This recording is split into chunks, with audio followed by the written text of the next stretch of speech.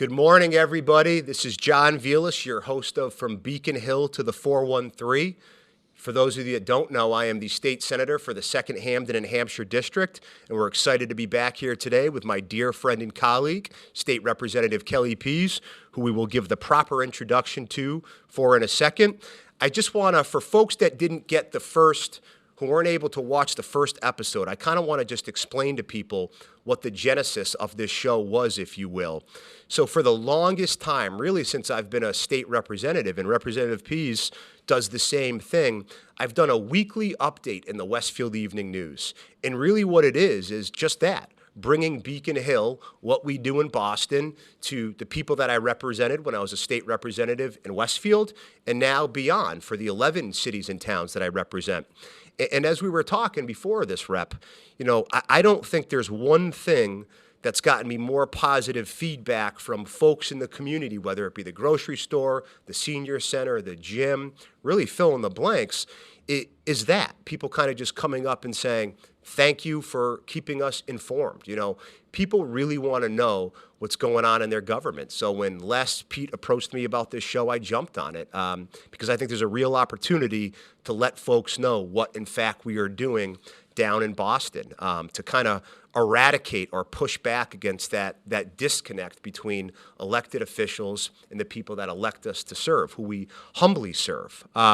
So without further ado, I've got my friend, and my colleague in the House of Representatives, State Representative Kelly Pease. Now, I'm going to read this background to make sure I get all of his committees in, and I'm going to then turn it over to my friend. But before I do that, I just want to bring out, it was the fashion police, if you will, brought it to my attention that I had on a green tie today, and you can't see it in the back with the green wall. So a lesson learned: don't wear a green tie when we're filming here.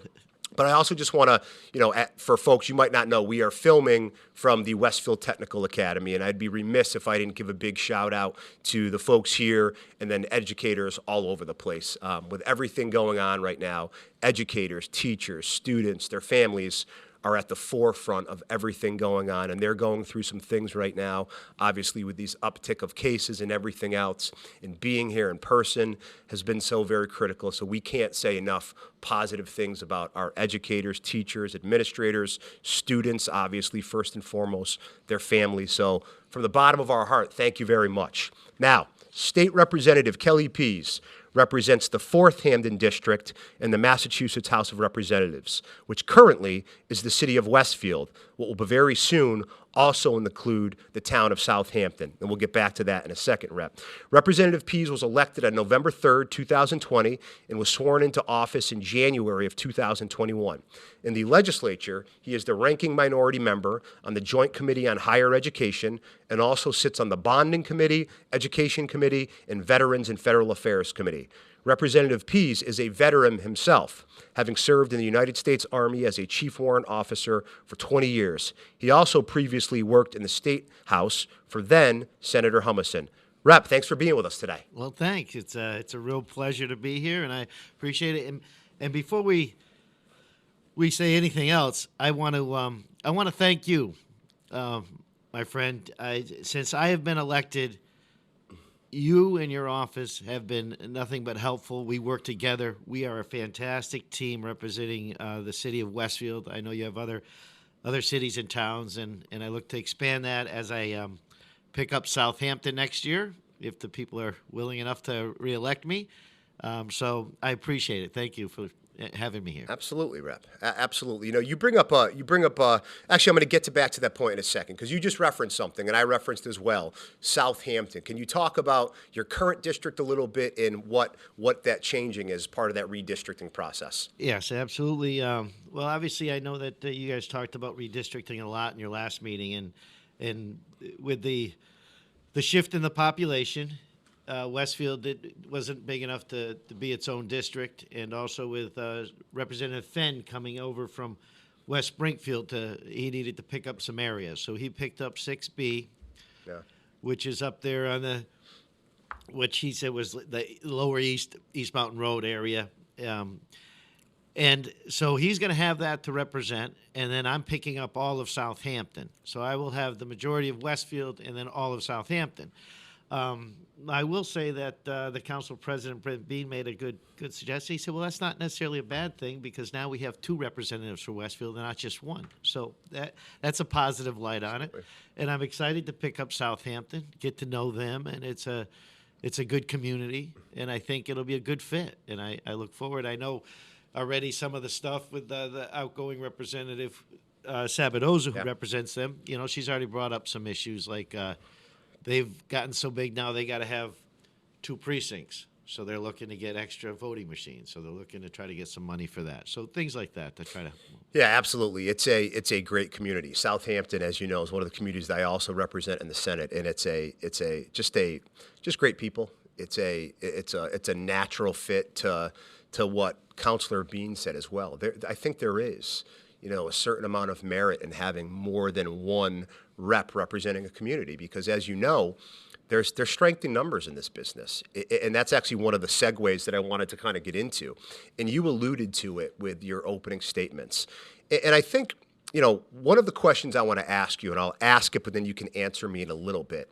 But I want to ask you some of the things that you're hoping for in the new year, and then also some of what you're grateful for. And as I was joking around with Representative Finn, there's not going to be any question I ask you that I'm not going to also give my answer to. So I'm just going to say, one of the things that I'm really, really grateful for is that here in Massachusetts, specifically in Western Massachusetts, we don't do all of this partisan political bickering that you see at the national level. And I think as evidenced by this right here, right? Mm-hmm. You are the Republican state representative. I am the Democratic state senator. And we just don't do what you see coming out of Washington, D.C.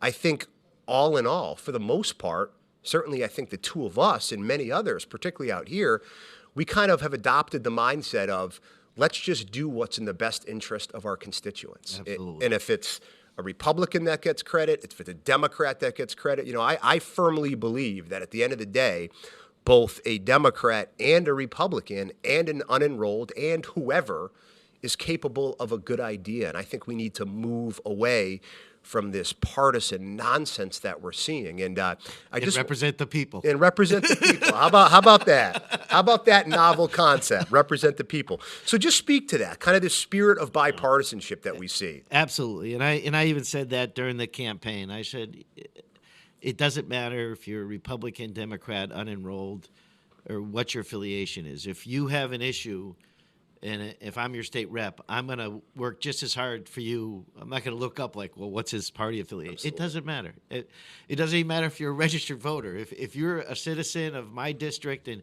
you run into an issue with a state department or agency, and there's something I can help with, I will reach out to that agency and have them look at your case a little closer and try to help you solve your problem.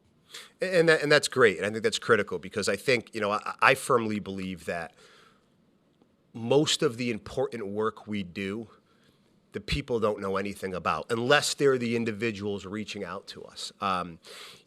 We had a case the other day, and I have to be very candid. This is everything to do with my office and nothing to do with me. They just called their state senator, and it was someone struggling really with a life-threatening disease, and they were having a health insurance issue. And a staffer of mine, the point of contact, and I'm gonna give her name because she does such great work, Caitlin, kind of worked that process and took that constituent really from A to Z and ended up getting the health insurance for them. And now they're beginning, a treatment for a very aggressive form of cancer. And I think at the end of the day, I mean, that's why I got into this business, to help people. And there's a lot that goes on that folks don't know about. And that's okay. That's our job. That's what we got elected to do. But I firmly believe that politics is still a good thing and can be used to benefit the people. Absolutely. And on that note, I have to also give a shout out to Ethan because he does handle a lot of the phone calls and takes care of a lot of issues, whether it's unemployment or whatever. And I'm going to tell a quick story. So I had this 35-year-old person call me and say they got a letter from the Registry of Motor Vehicles saying his license was being suspended. for something he did before he was 21 because he had lost. He got 3 tickets before he was 21, and back then, if you got 3 tickets, you had to lose your license and go back to a class. Well, now this guy's 35. He hasn't had a ticket in 8 years. Yeah. He has a family. He has a job. He has to be at 5 in the morning. He runs a plant, and they're going to take his license. Yeah. I was like, no way. I called up the agency, and they said, I'm sorry, no, that's the rule. And I called back. I said, somebody's got to look at this. And then I ended up calling the governor's representative, too.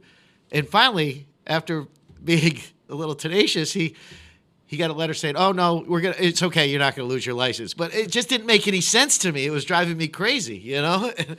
And that's what we do. We try to help people. That's doing the job, and that's a great story, and I think a lot of people, and again, another great reason for having this show. I think they feel the overwhelming. Well, I should say this, not anybody else, me. You know, prior to running for state rep and state senator, I always thought that the overwhelming majority of your job was kind of Boston-centric, if you will, in voting on bills. And don't get me wrong, we do that. We vote on the budget. We vote on critical stuff. But the real meat and potatoes of this job, I would argue, is here in the district. Absolutely. Totally agree with you. In my short time I've been in, that is, in working for the senator, it's taking care of the constituents and helping them. You just said something, and I think both of us would be remiss if we didn't talk about this for a second. You know, we have a mutual friend, former state representative, former state senator, and the now outgoing, or now no longer the mayor of Westfield, Don Humison. I think it's only appropriate. I mean, Don, you know, I always tell this story.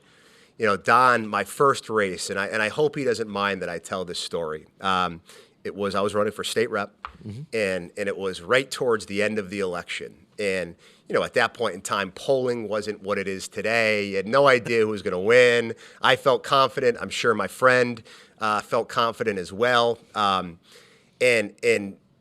Don came out and he endorsed my opponent. And I was steaming. I was upset. And you want to know what? Don and I, right after I won, we had a meeting, probably the first week when I was in office. And we kind of just looked at each other and said, you want to know what? The past is the past. Let's work together. Let's do the best things we can for the city of Westfield.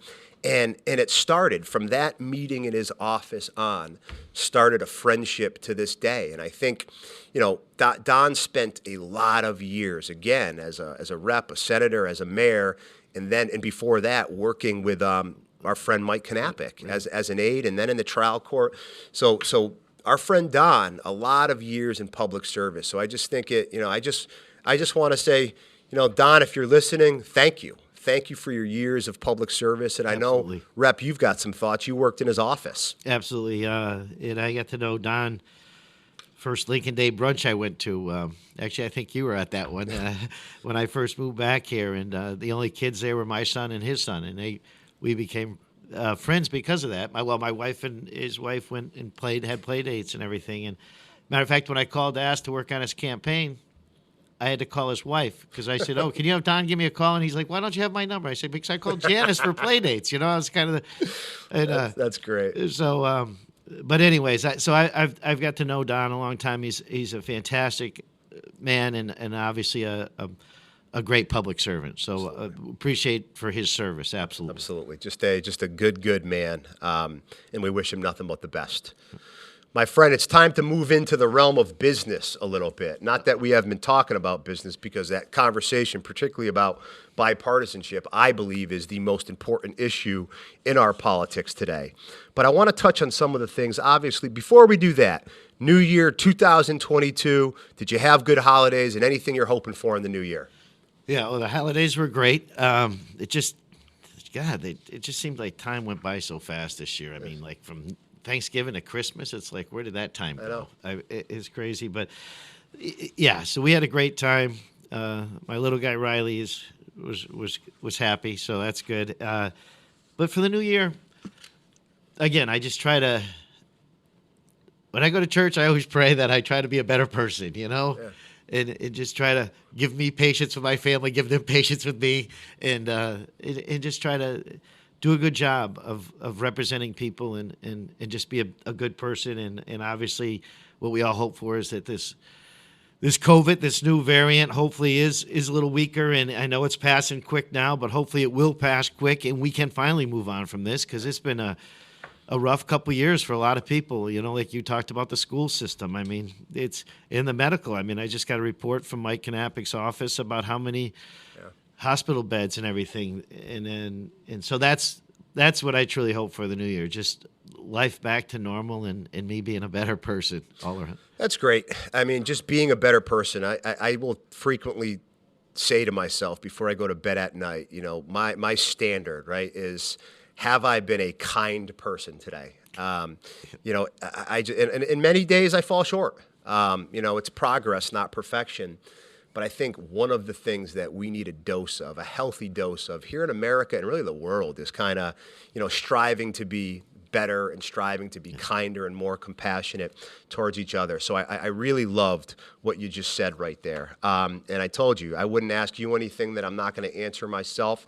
So for me, I share the kind of want to get to this new normal. Like you, I am so sick and tired of COVID-19, the impact it's having on schools, people's lives, businesses, staffing. It truly has been a hurricane of epic proportions.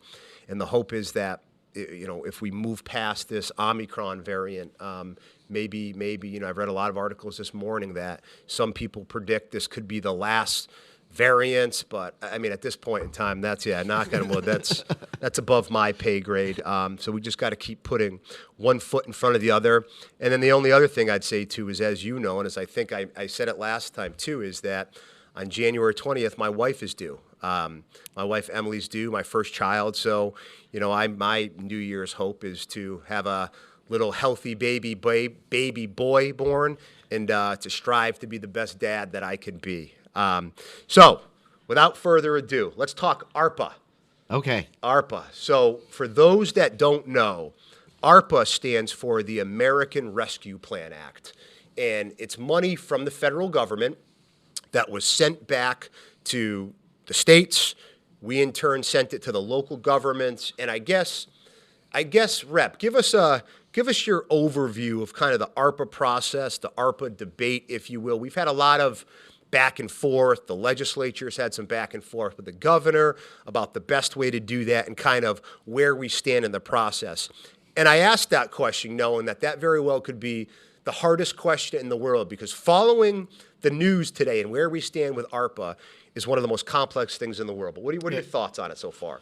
Well, obviously it was a huge, you know, influx of money to the state and cities. I mean, if you watch the Mayor McCabe's statement where, you know, they got the $17 million to the city from ARPA, you know, and we got the billions of dollars down at the state level. And that was kind of just like a budget process for us on the House side. You know, we went through, you say, this is where I think the priorities should be spent on, and everybody submitted stuff, and then it gets hashed out and worked out, and then it gets into the Senate, and the Senate does their kind of budget process too, I imagine, and then they conference and work out the details. I mean, but it was good. I mean, at least for Westfield, I think we got some good projects moving forward, and even in the new Southampton, they got some money for their Council on Aging, just like we got some money in Westfield for the Senior Center. I think that was a lot to do with you.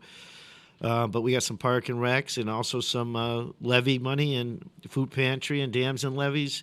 A study that's going to be, you know, like $75,000. So that's going to be good. That we don't have to spend our money in town. We can get the state money to start helping with our dams and levees, because again, there's 5 dams in this whole state that are independently owned, and Westfield has 2 of them.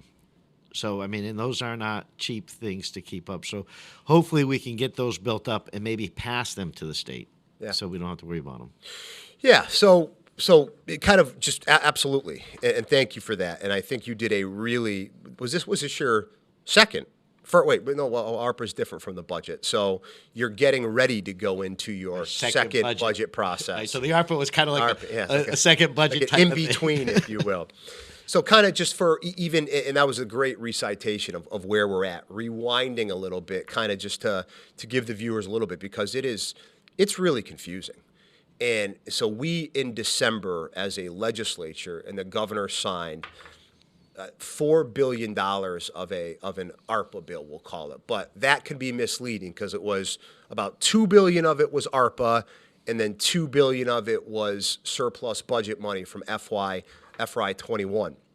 And at some point in time in the TBD, at some point yet to be determined, we've got about $2.5 billion left of ARPA funds that we can still utilize.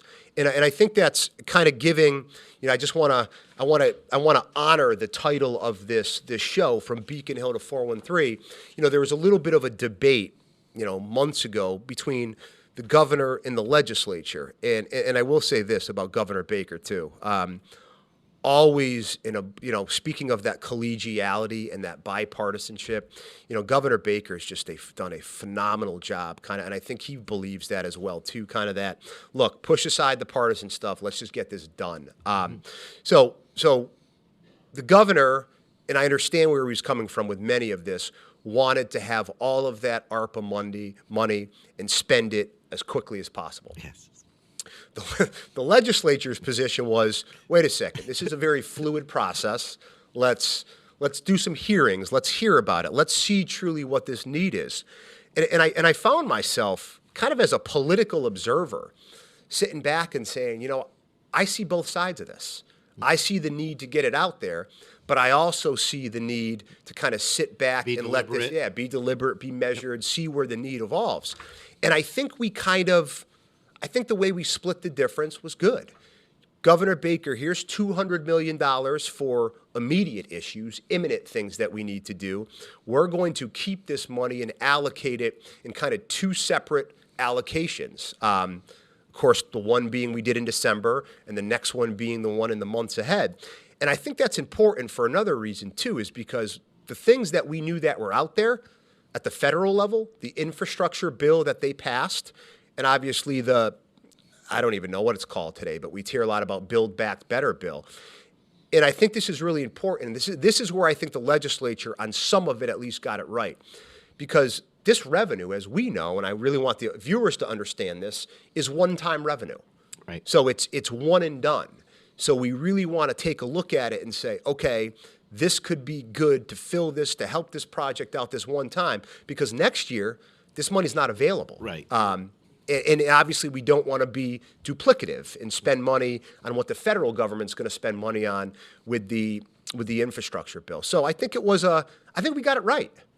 No, I think it's good to pause and get some money out there now, but hold back and see what else is coming down from the federal government that they're going to pay for, that we can tap into before we spend our money, so we can say, okay, we don't need to focus it here. Let's focus it there. But it's key what you said. It's a one-time money, so you don't want to just increase budgets, because then you'll have to cut them later, and you don't want to do that. So you want to take projects that need to be done, a lot of infrastructure stuff, and try to get those done, and then the money's gone, but it doesn't impact your budget.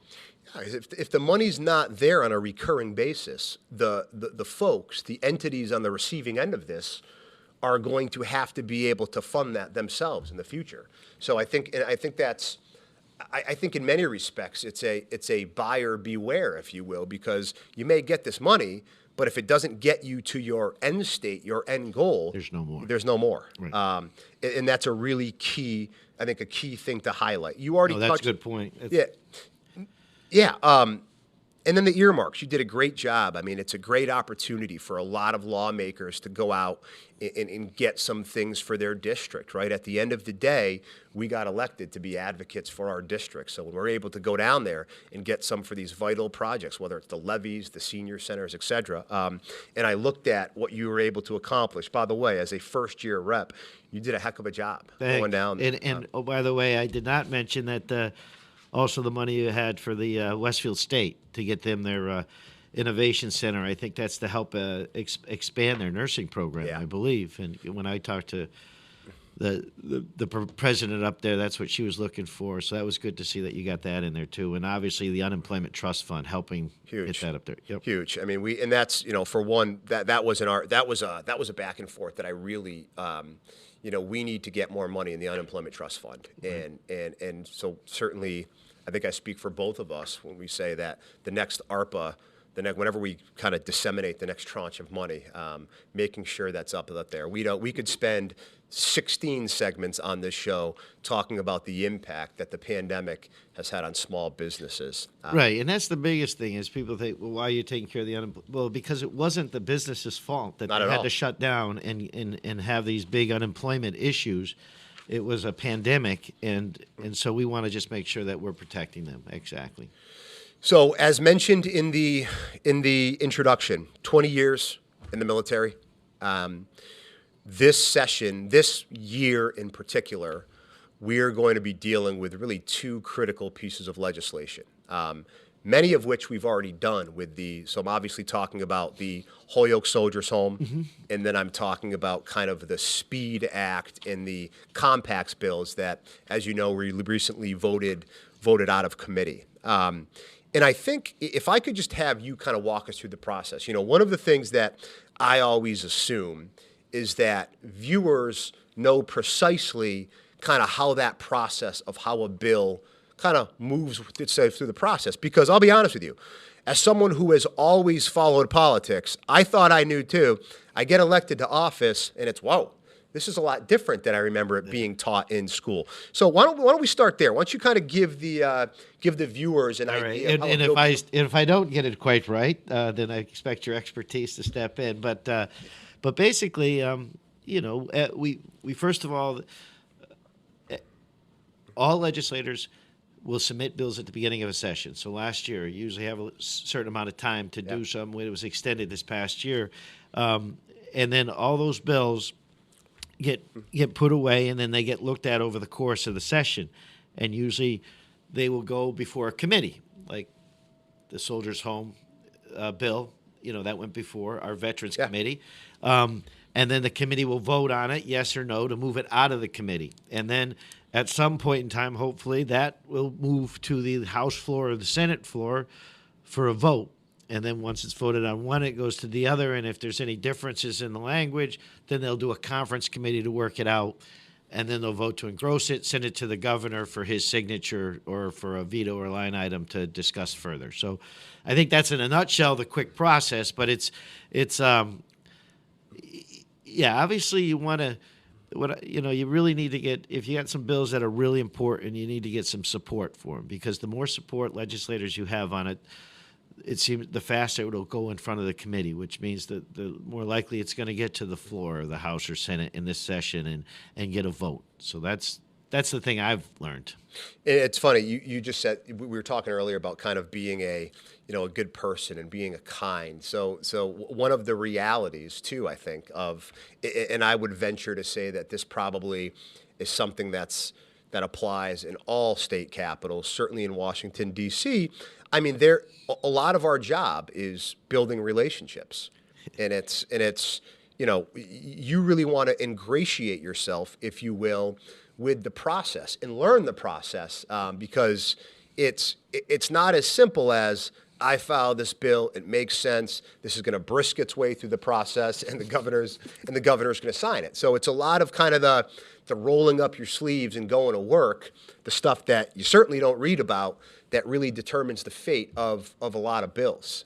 And that's one of the big things that I do look forward in the next year, my second year as a legislator, is probably getting back to in person. I mean, it's not nice driving to Boston, but when I had a meeting within the last month, when I'm meeting a representative and a senator for the first time, it's just not right. I mean, if we were down in the building, you'd build those relationships. You'd know most of these people. You can't do that over Zoom or team meetings or team meet. I mean, it just doesn't happen. So that our freshman class is at a really disadvantage in 100%. that respect. I mean, but we've come together. There are 17 of us. There's 2 Republicans, me and one other person down on the Cape, and we have a great class. Though all of us get together and talk and everything. So I cannot agree with you more on what you just said. And I guess I've got a little bit of experience that on the Senate side.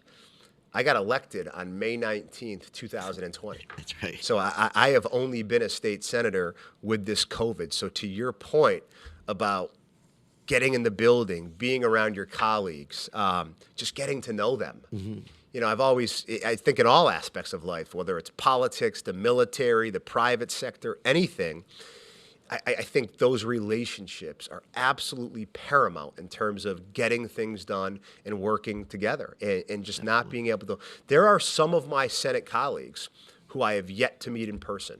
I can tell you what they sound like on the phone. I can tell you what they look like on a Zoom, but I've yet to meet them in person. And I think that's crazy. It's a year and a half, get almost, year and a half, a little bit more of being a state senator. So like you, Exactly. really, I agree wholeheartedly. Just a competitive disadvantage when you're not in the building in terms of being able to advocate and lobby for your priorities.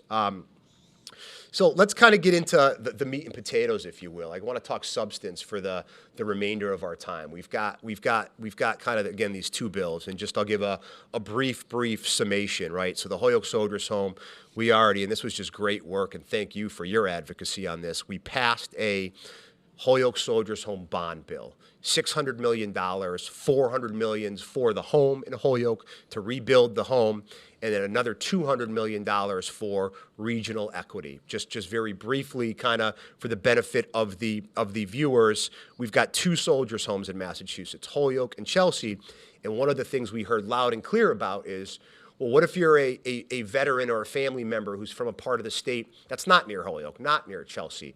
It's kind of real. We want to be able to go visit our loved one.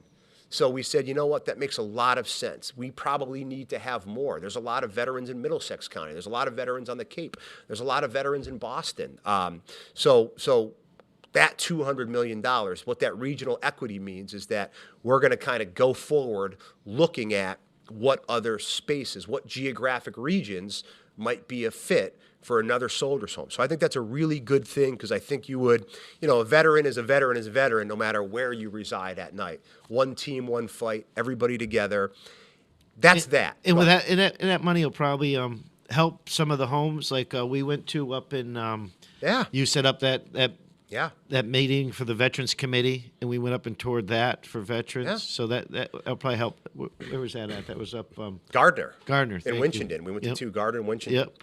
Yeah, and that was they kind of have a home up there. So that's kind of the thing that this money is going to go probably help those type of homes out in the communities. Right? Yeah, you don't have to. And that's a great point. You don't always have to build from scratch. There's a lot of buildings out there, Commonwealth-wide, where we could look at them. Maybe they're vacant. Maybe they're looking for a new use. And, it's for any number of reasons, that's a good idea, but especially to save money, too, when you have that existing infrastructure. But that's not what we're talking about with the Holyoke Soldiers Home. Now we've kind of moved on to what's being referred to as the governance and the oversight piece of this, trying to really get at what many people believe led to the horrific death of so many service members at the Holyoke Soldiers Home. And obviously, like all bills, this is very, very lengthy. There's a lot of components to it. I certainly have my thoughts on it. Want to get your thoughts, and I just, by way of disclosure for all the viewers, so both of us are on the Veterans and Federal Affairs Committee. We recently sent those bills. One bill filed by my friend Senator Rush was sent to the Senate, and one bill filed by Representative Campbell, which was then redrafted by the House, and Chair McMurtry was sent to the House. Kind of want to get your thoughts on the bills out there and want to explain to the viewers a little bit about what's in these. Well, I mean, one of the biggest things that's going on is they want to take the board of governors for each house. Is that what? Board of trustees. Trustees. Yeah. And they want to do away with them and make one board of governors for both houses, Chelsea and Holyoke. And I think that that we're both on the same page. That in a lot of people out here that we feel Western Mass always feels like we get shorted. So we don't want to lose our board of trustees out here that has local control. It might need to make sure the oversight piece is in place better than what happened during the pandemic. But so we're not in big favor of combining them. And if they do combine, the only way I would be in favor is if there is a definite ratio of so many Western Mass delegates that will be on that board, because again, we want to make sure we're represented because Western Mass tends to come up short a lot in the state just because of where we're located. Yeah. Ditto to much of what you just said. And the only other thing I'd point out is that in a lot of people, I myself wasn't aware of this until I got into office. So of these 2 homes that we have, I think one of the main reasons, in addition to what you just said, of preserving these local board of trustees is that if you think about it, these 2 homes could not be any more different. Right. The Serve a totally different different population. The Holyoke Soldiers Home, and I guess I'll say this for the benefit of the viewers, is really a nursing home of folks who happen to be veterans. So you're essentially dealing with the exact same demographic of what you'd have at a nursing home. Mm-hmm. Whereas a Chelsea Soldiers Home is a home that really focuses, not exclusively, but really predominantly on the domiciliary, I still can't pronounce that word, the DOM facility, which really kind of caters to veterans who might need a little more help with a lot of social services, and many of them are really at a risk of homelessness. Mm-hmm. So you've got a vastly different demographic in terms of age, in terms of any number of demographics, which I think really lead one to believe. Certainly with me, this helped my reasoning a lot, saying, wait a second, these homes are so different. We need to make sure that people that are on these board of trustees are going to be able to have the proper insight into the inner workings of these homes, because this population at the home, the nursing home population, versus the demographics of this population in Chelsea, can be different.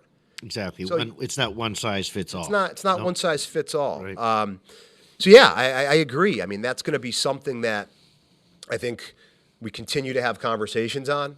I certainly have my thoughts about ways that I'm going to try to improve them, we'll say. I really like the idea. I'm intrigued by the idea about if we do go down the path of having one statewide advisory council, kind of saying, okay, well, if you have this 12-member council, which is the number that's been identified in the bills, are we going to have 6 members from Western Massachusetts to kind of preserve that?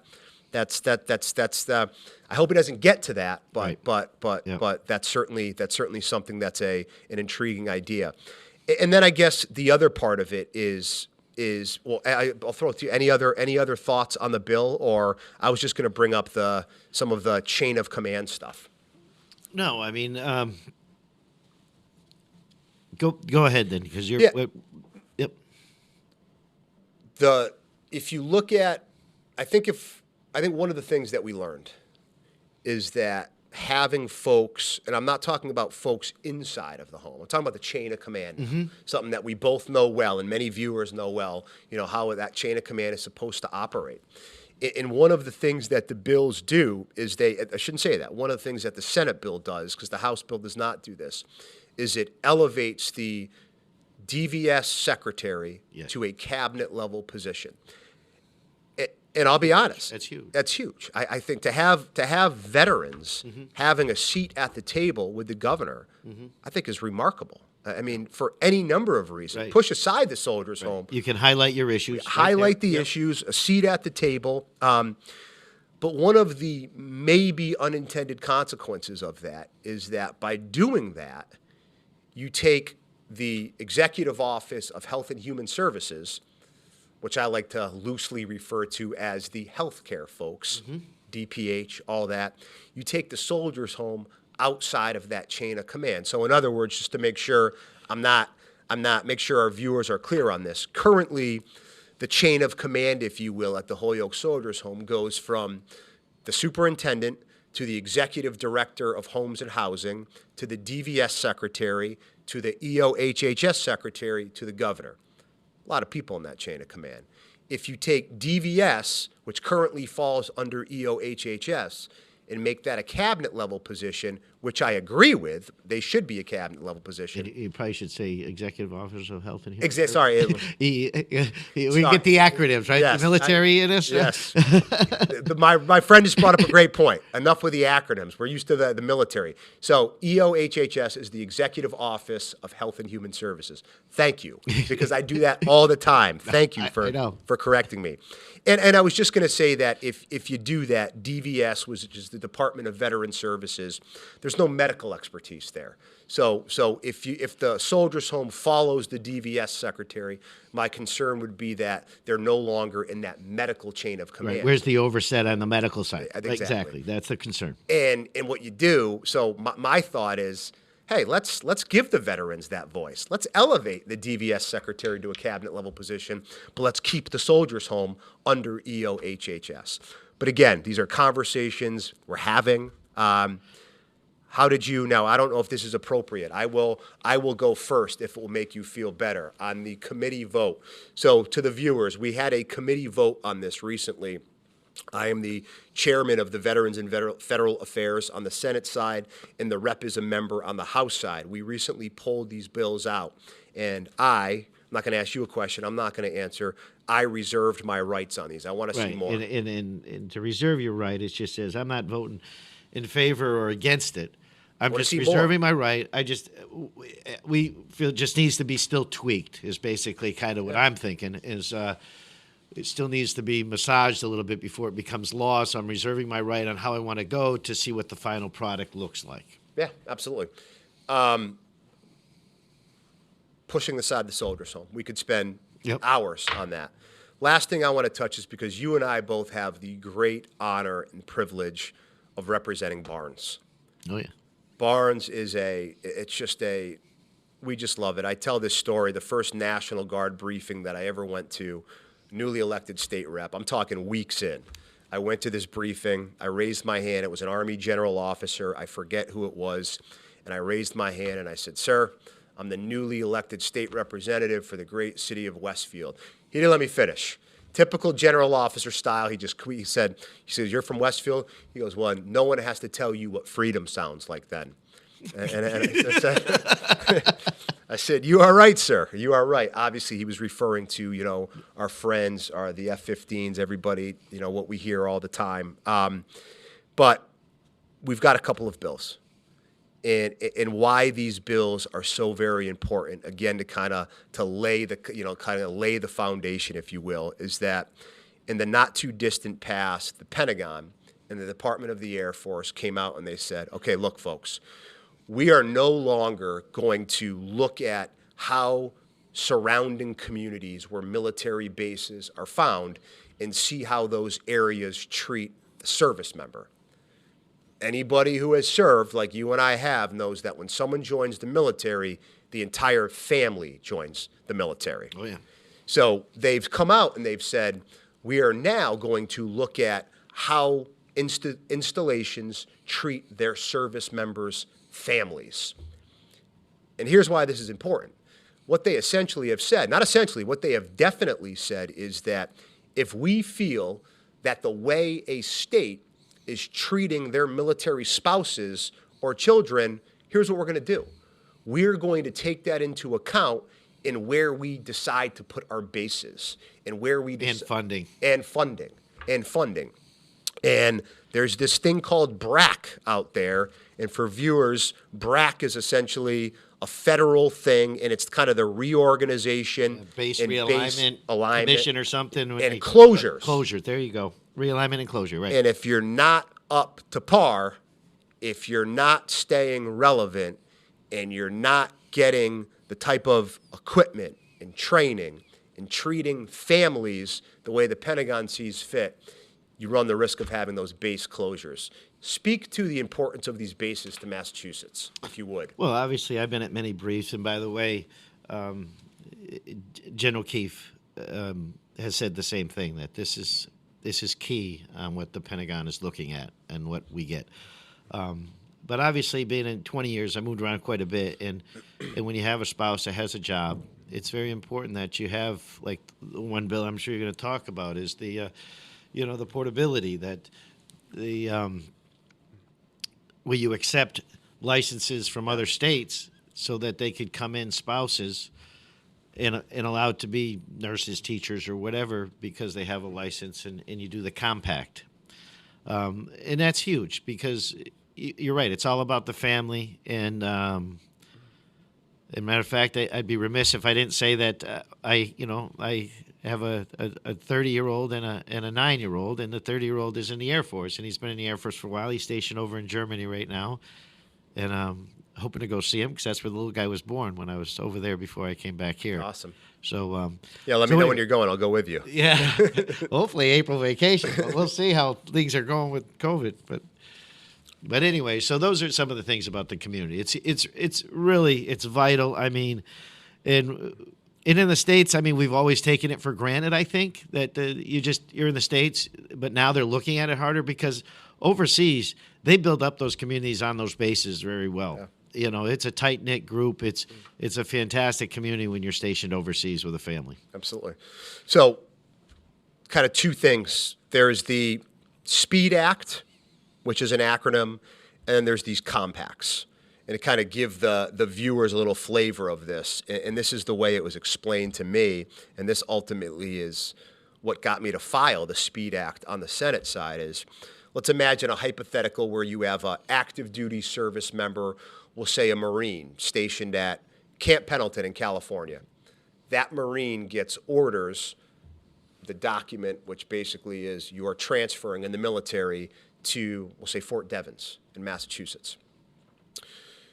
A poll was done not long ago by the Pentagon, and they polled military families and they said, what are the most important issues to you on whether or not you stay in the military? And the results were overwhelming. It was, will my spouse, will he or she be able to get a job in a timely fashion in the new state that they're going to? So in this example, Fort Devens. And how are the schools going to be for the kids? Mm-hmm. And it makes perfect sense that those would be the two issues.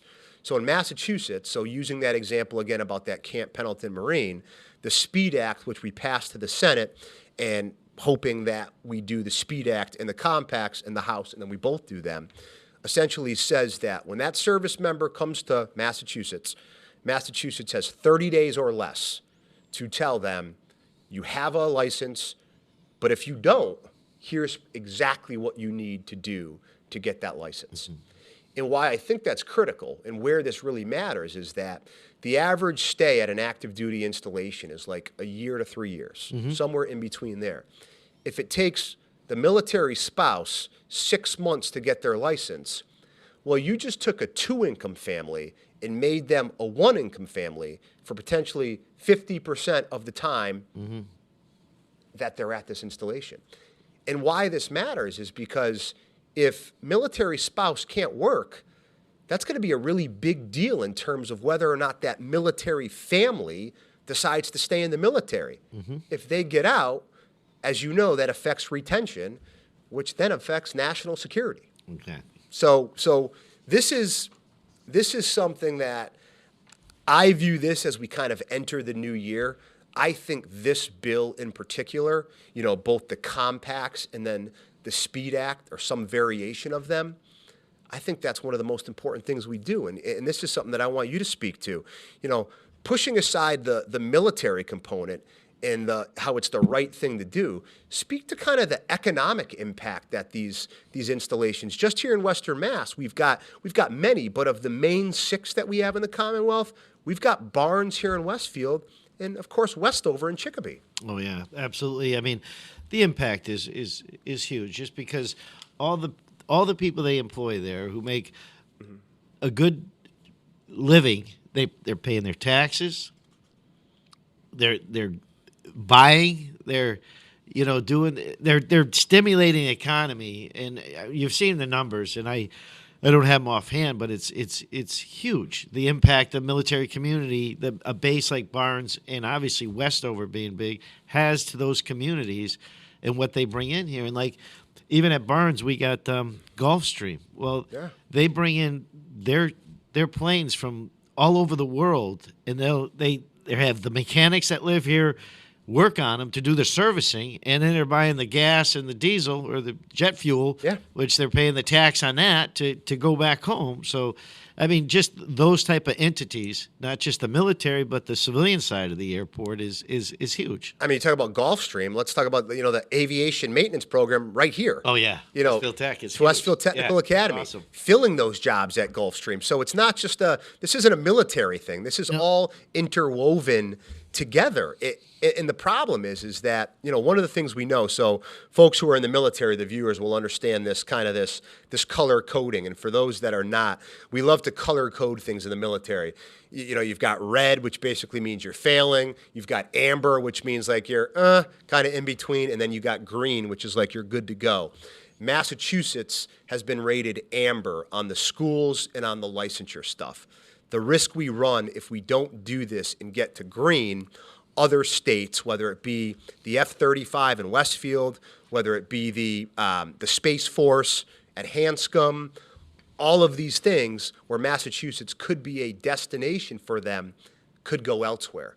And what we know from the work we've done as a committee is that other states like Louisiana and California, they know that they're in competition with us for this. So they're passing these bills as we speak, working them through committee because they want to raise their hand and say, hey, don't forget about us. Pick us. Yeah, pick us. And if they do pick them, the risk we run, again, going back to BRAC, is if those F-35s go elsewhere, if that Space Force goes elsewhere, the Pentagon could look at it, not saying they will, but they could look at it and say... It might not be today, but if you get those, it keeps you very relevant in the future. Absolutely. Where, if you don't get those in 10 years, they start looking at it and say, okay, what you got now is really obsolete. We're just going to close you down. If you're not staying relevant in the military, at some point in time, they're going to look at you and potentially put you on the chopping block. And again, the last thing I'll say on this is please, folks, don't look at this strictly as a military thing. It has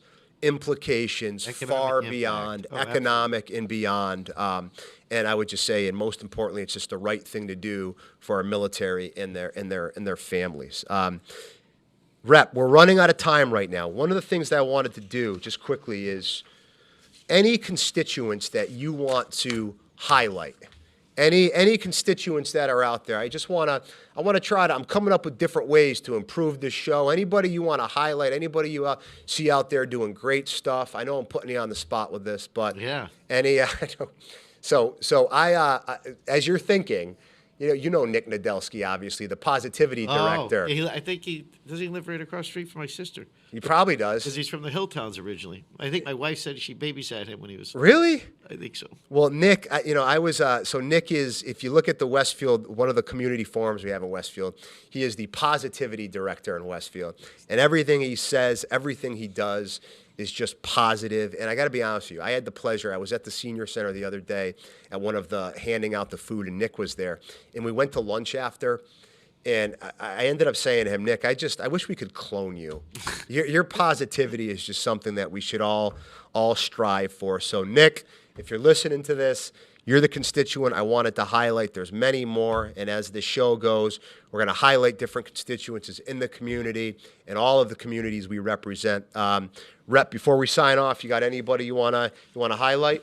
Oh, geez, if I say one person, then I'll get 10 more mad at me. That's why I threw that caveat in there. We're going to continue to highlight. No, I'll take Nick as well. I'm gonna give Nick the props this session because he's definitely the positivity guy. He's just great. He's always happy. He's always happy, and we need more of that. It's infectious. So, folks, this is the second episode of From Beacon Hill to the 413. A few thank yous. My dear friend, Representative Pease. Obviously, Les, Pete, Kenny. I don't think Kenny's here today. The school for hosting us, Westfield Technical Academy, and the viewers. At the end of the day, if this is something you enjoy, you don't like it, please let us know. Again, our goal here is to bring Beacon Hill back to you. So if you have questions, comments, concerns, if you have topics you'd like us to discuss, please let me know, and I will obviously respond accordingly because the whole goal here is to give you information that you might not otherwise have from some of the stuff that we are doing in Boston. So Happy New Year, everybody. Hopefully everybody had a good, safe holidays, and hopefully even by the next show, we will be in a better place with COVID, and wishing the best for everybody. Have a great day, and we'll talk soon. And thanks again, Rep. Thank you. Yeah, I appreciate you. Yeah, Rep. Any passing, any sign off? I think you did a great sign off. I just wanted to thank you for having me on the show, and I think this is a great concept, and I hope people enjoy it and provide feedback for what they'd like to hear. Can I count on you to come back again in the future? Anytime. Thanks, my friend. Thank you very much.